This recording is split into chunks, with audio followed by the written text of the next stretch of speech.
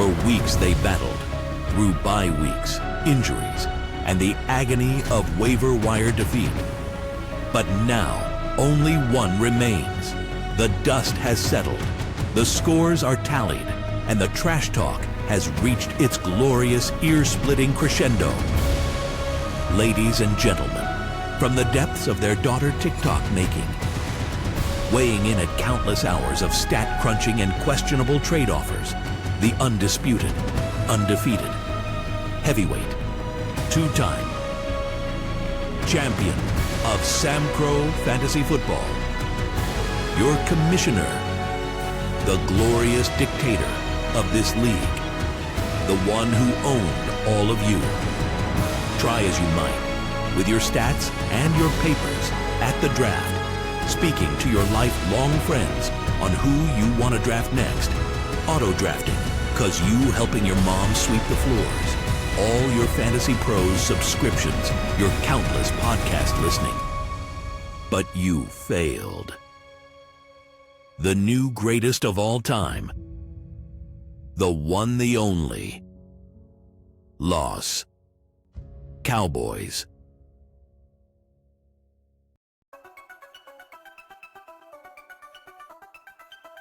Welcome to the SAMCRO Fantasy Football Podcast with your hosts, Chris Garcia and six-time champ, Eric Garcia.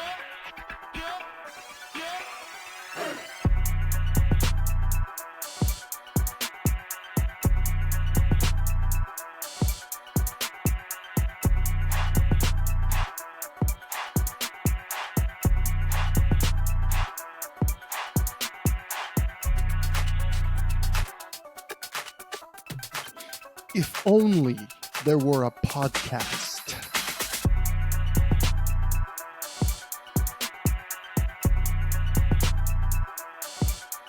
that could speak to my ascension. This is that podcast. Welcome back, SAMCRO Fantasy Football Land, to this solo podcast, coronating my championship due to the fact that, well, you all failed, and it feels basically like you're all the Sacco in my mind. This then is now your punishment, your long-awaited podcast to be a solo one, to be one that I come out with my resplendent glory and shower you with my bullshit. Welcome to that podcast, and let's get it started.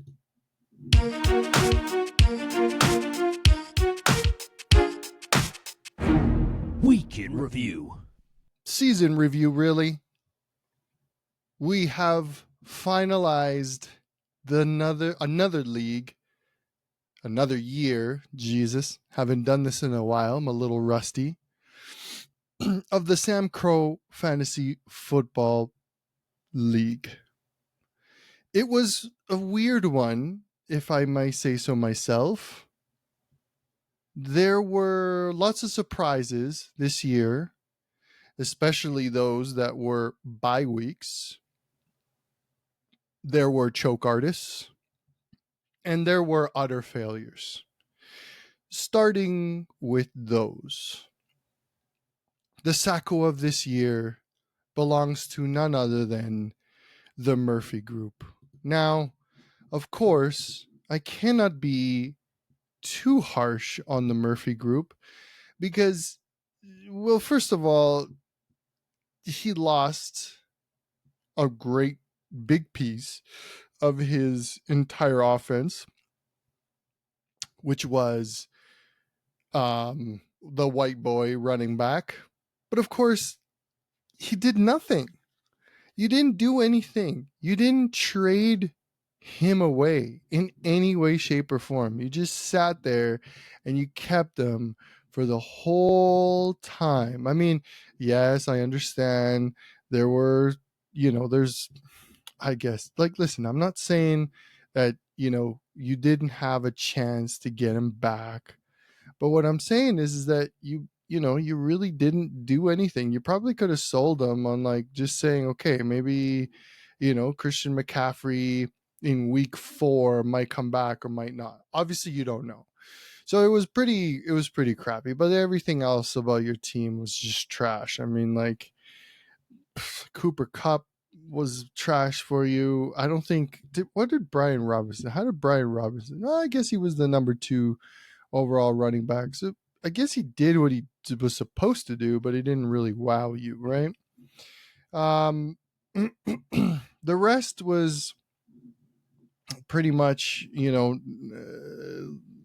yeah, I'm just looking at your team, man, and it was pretty rough. pretty rough. The second worst was, if I'm not mistaken, Zach Wilson's mom. And Balake, I think, also just had a tough time. I think he had a lot of injuries going in. I don't recall everything that happened in the league, so I'm not going to review absolutely everything. But I remember Pacheco going down because I ended up getting Kareem Hunt. And, just overall, lots of injuries, I believe you were dealing with. Your wide receiving core was just abysmal. You had Calvin Ridley, wide receiver 28. You had AJ Brown, wide receiver 16, and you had Garrett Wilson, wide receiver 9.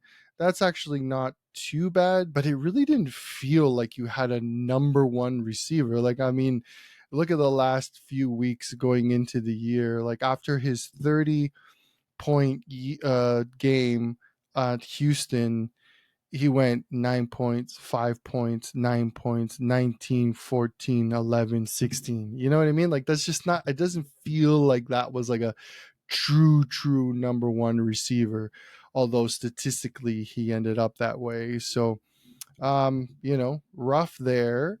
Let's see, who else was at the bottom? Then you had Carlos. Carlos ended up with, what was Carlos's record here? Carlos was 6-8 and Eric was 7-7. Okay, so 6-8. Joe Burrow, that was pretty good. I think you probably had some bad luck in just the way you were, managing week in and week out. Amon-Ra St. Brown had a great year. I mean, look at that. Number 3 wide receiver. Look at his last few games: 38, 12, 12, 12, 10, 38, 19, 20. That's today, actually. So, he obviously he felt like he was a great receiver. He was up there. But then you just didn't really have anything else going for you, man. Like, DeAndre Swift ended up petering out.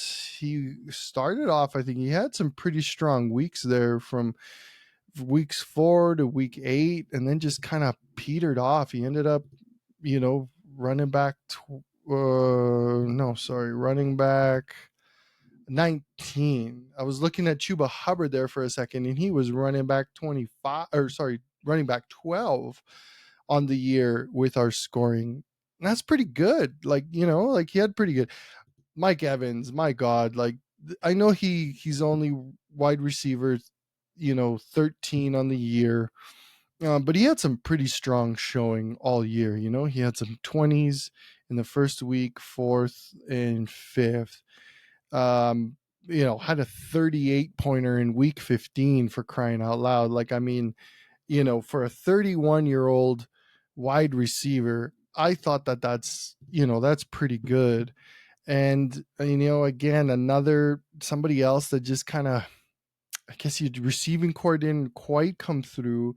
Your running backs were okay. Your wide receivers were all right.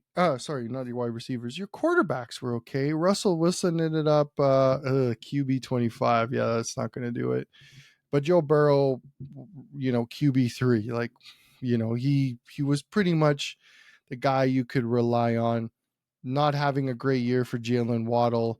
Tua Tagovailoa literally getting CTE every single week. Just that, I think that really hurts you, man. Ball so hard university. Jalen Hurts, fuck you for relying on an Eagle. But it wasn't like he was terrible. He was QB6 on the year. I thought he did much better than that. But I mean, man, like look at some of these points that he was getting. Week 9, it was like from like week 6 to week 10, the man didn't score under 25 points. 28, 26, 39, 34, 34, 19. But the rest of your team was trash. Like, I mean, Jonathan Taylor, man, like 18, running back 18, terrible. Tank Bigsby, running back 39, that's in your starting lineup. Zay Flowers couldn't do shit. Deebo Samuel was injured. Running back wide receiver 44. Ouch, terrible. You fucked up with George Kittle. That's on you. You had to put Keenan Allen and Coleman. Yeah, Will Levis is your second QB, and Bryce Young. You never called your boy, man. You could have had Jordan Love, but you didn't want to call your boy. So, I mean, that's why you're washed up, man. You're washed up. You ain't for this no more, man. You got other priorities. You can't do this no more. You're gonna have to go through a period of retooling and restructuring. You're going to disappear for a while. So let's see here. So those were the garbage teams, the teams that didn't make the playoffs. Bad luck for some, mismanagement for others, lots of choking for the rest. And then we get into who ended up making the playoffs. So starting off in round 1 on buys, you had George CFL Guzman with Caleb Williams and Jahmyr Gibbs, Devontae Adams, Puka Nacua.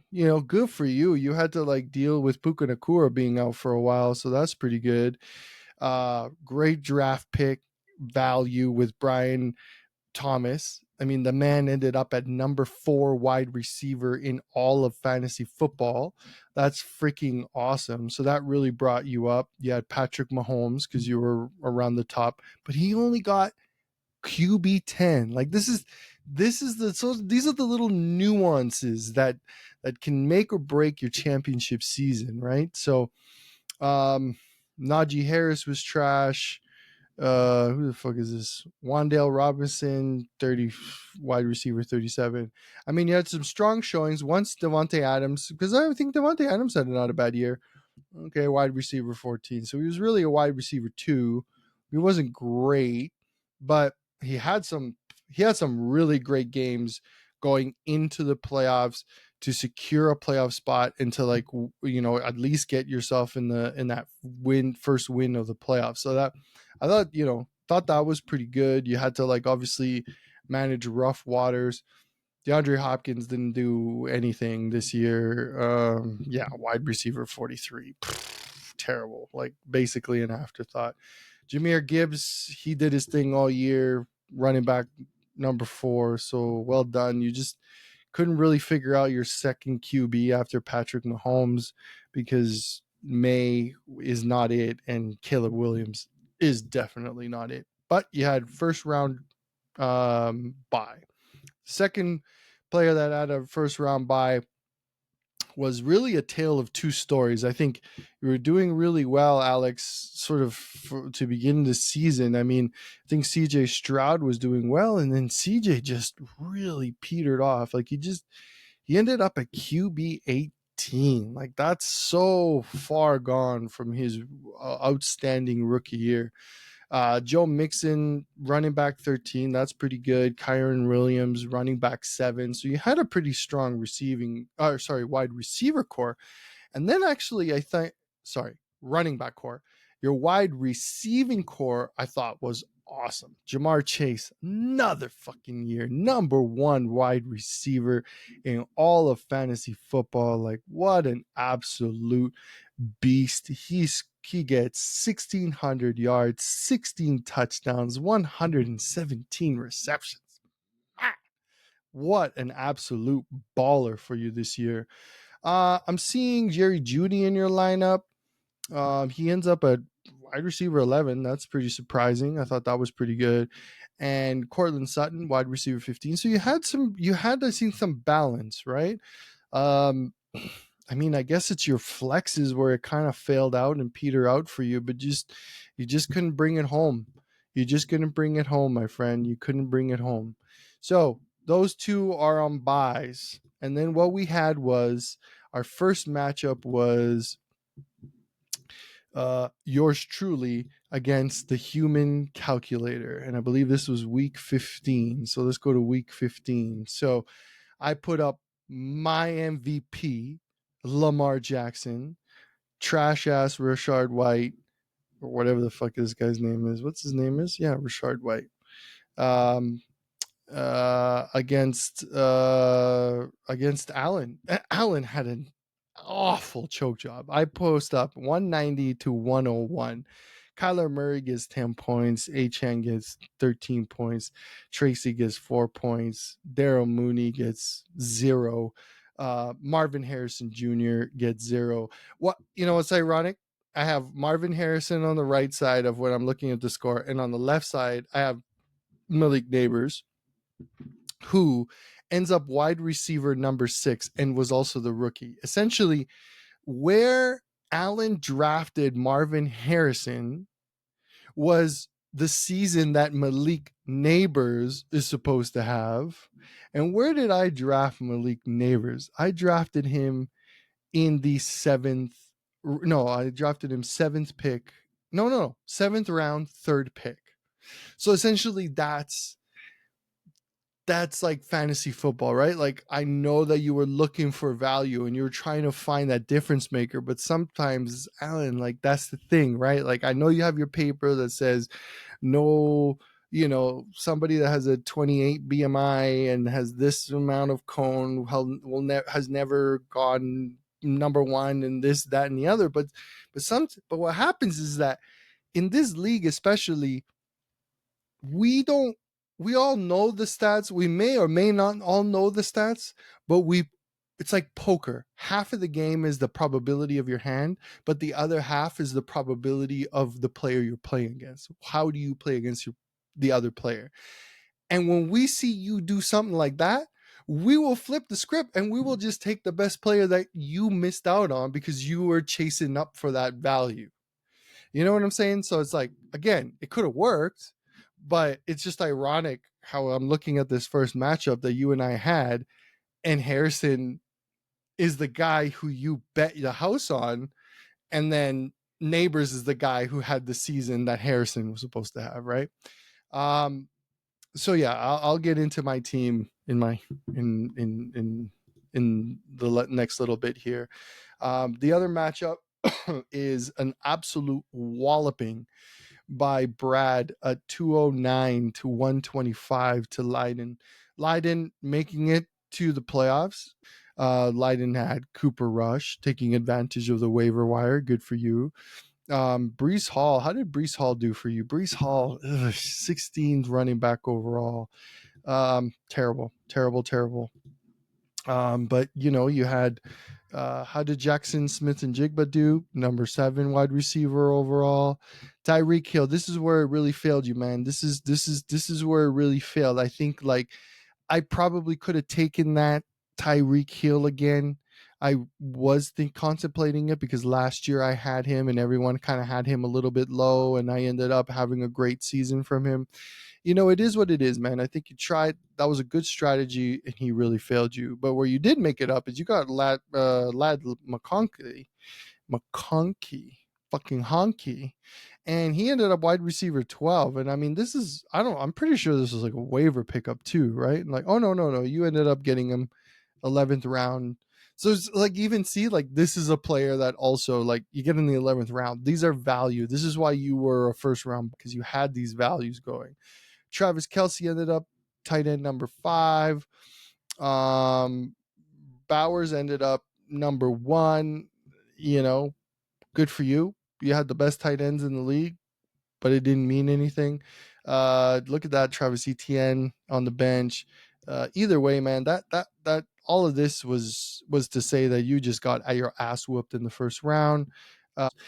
Um, so Brad has an absolute walloping, because Brad, on the other hand, had Josh Allen, Derrick Henry, Saquon Barkley, I mean, CD Lamb, holy moly, and Jared Goff. Like, even if I don't have to talk about any other players, you have Derrick Henry, Saquon Barkley, CD Lamb, and Josh Allen, and Jared Goff. Bro, what a team, Brad. Like, Derrick Henry, number 3 running back overall. He ends up with 1,700 fucking rushing yards, 14 touchdowns. Glory be to God. Let's see. Saquon Barkley, number 1 running back. He ends up with 2,005 yards with 13 touchdowns. Glory be to God. Oh, Lord, what a team you had. And CD Lamb ends up number 5 wide receiver with 1,194 yards and 6 touchdowns. Really low on the touchdown count, but I had 101 yards, which in, point per reception, PPR, is really great. Your team was rocking. Like, you really don't need, it doesn't matter who you're playing after that. Like, don't even matter. Don't even matter. And yeah, that was the first playoff matchup. Then you go into Alex moves on to the second round. Los Cornudos moves on to the second round, and now we face our first round buys. So the first matchup was George versus Brad, and George had Caleb Williams, had Jahmyr Gibbs, had Devontae Adams, had Puka Nacua, had Brian Thomas, had Addison, and had Patrick Mahomes. Puts up a decent 181. The problem is that on the other end, Josh Allen actually had a pretty shitty game this one. But Derrick Henry 20 points, Saquon Barkley 27 points, CD Lamb 18 points, and oh wow, there it is. James Conner ends up with 26 points. Actually, James Conner ended up with a good year too. Running back 11, that's not bad. And Jared Goff 33 points. Like, this was just firepower. Like, this was just firepower at its maximum expression. And so that sets up the final. And listen, I haven't talked about my team yet, but let me tell you what this looked like. I had Lamar Jackson, okay? Number 1 QB. Number 1 overall in all of fantasy football. Let me read you these stats. 3,955 fucking yards, 39 touchdowns, 4 interceptions, 852 motherfucking rushing yards with 4 pound that shit touchdowns. My God, what an absolute player. Like, just Lamar Jackson on your team. You can't lose. You can't lose. I had Justin Jefferson, number 2 wide receiver overall, with 1,479 yards from a guy who couldn't throw a beach ball, apparently, Sam Darnold. 100 receptions and 10 touchdowns. I got Malik Neighbors. I already talked about him. Rookie year, 104 receptions, 1,140 yards with 6 touchdowns. I got Drake London, who played with trash QB play all year, but still manages 90 receptions, 1,084 yards, and 7 touchdowns. And then this guy, who surprisingly didn't do as bad as I thought he was going to do, Mark Andrews, my tight end, ends up with 54 yards, 619 yards. 51 receptions, 619 yards, and 10 touchdowns. So it's not too bad. And I had a mishmash of all kinds of stupid shit on my running back. Like, I was like I just put anything that I think was going to work. I didn't even have any running back worth talking about this year. But what I did have, and again, another masterclass in second QB play in a super flex, is Bo fucking Nix. In fact, I ended up dropping Bo Nix, and none of you bums picked him up. I ended up paying $5 just to bring him back. And I got him with the 16th pick. And this man in his rookie season ends up with 3,452 yards, 25 touchdowns, only 12 interceptions. And he rushes for 383 yards with 4 touchdowns. My friends, that's how you do it. It's not, I get it. I didn't put up 200 points week in and week out. But I'm always putting up 140, 150.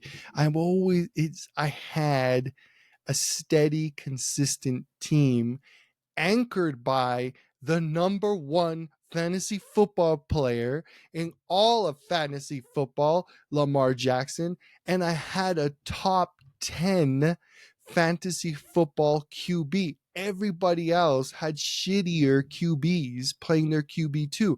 I had a top 10. I had 2 top 10s. I thought I was going to hit lightning twice with Jordan Love, and it became very evident that Love was not going to have the same type of season that he had last year, when I felt like I did really good with him. But that was it. That allowed me to consistently put up, if I've got Bo Nix and I've got Lamar putting up 60 points between the two of them, and I'm going to get 25 from the number 2 running wide receiver in all of football, I'm already halfway there. You know what I mean? That's 80 points. And now I got to find 30 points from 5 other players. That is very possible. 30 to 50 points from 5, 6 other players. Like, that's how I started those 3 wide receivers, and I literally set it or forget it.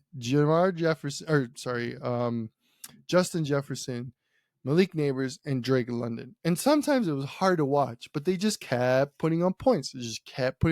They ended up, all of them were number 1 fantasy football. They're all top 10 wide receiver options, right? And all of these come from the reaction of the board. When you guys were taking QBs, I was taking y'all running backs. When you were taking high draft pick running or wide receivers, I was taking another wide receiver. Like, I'm sorry to shitting on Allen, but if I'm not mistaken, Allen takes, hold on, before I say it, I don't want to misquote it, but I thought Allen took Marvin Harrison 3rd round. Did he take him in the 3rd round? Yes. So that means that we're going 3rd round, and coming back, I think, is when I tried taking Jordan Love. I don't have the draft board. I'm not gonna get into the draft, but maybe it wasn't Allen I was thinking about. But I'm just trying to say that was, the strategy that worked this year. Now, one thing that I will say is that I stayed very, very healthy. Justin Jefferson didn't go down like he did last year, right? Drake London didn't have, a lot of concussion. I might have dealt with Malik Neighbors. I think I dealt with Malik Neighbors. I think I dealt with like a Malik Neighbors injury for a little bit, for a couple of weeks, but again, I limped it to the playoffs too. It was like I went on like a 4-game losing streak going into the playoffs, but hey, at the end of the day, I won. All right, bitches, I won. So take your podcast as my maximum expression of my ego, my deliverance of my coronation of now the GOAT of modern times, not the GOAT of the ancient past, but of the GOAT of now. All right.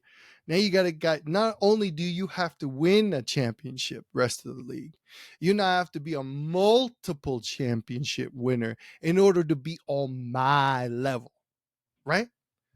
Okay? That's what you're dealing with now. That's what this is going to be about going forward. And I will remind you tirelessly, daily, of how you all got to be at my level. All right. So do more studying. Maybe go get some more subscription somewhere else. You know what I mean? Like go find that, or maybe add 2 or 3 more different podcasts. Everybody's got a podcast nowadays. You know what I mean? Go add some podcasts. Listen to what they're doing. Because you know what? I listened to nothing this year. I think I listened to maybe 4 or 5, 2 going into the draft, 2 coming out. Pure and just, I just wake up and I piss excellence. That's what it is. It's just in my veins now, man. I just look and I'm like, oh, you going with him? I'll go with him too. Right? So I'll go back to recording my kids' podcasts, or not podcasts, my daughter's TikToks, which all I do is just literally just retag what my wife does, because she has an amazing phone now and she's really good at that social media stuff. But hey, if that's what y'all think I'm doing, then better, then even worse.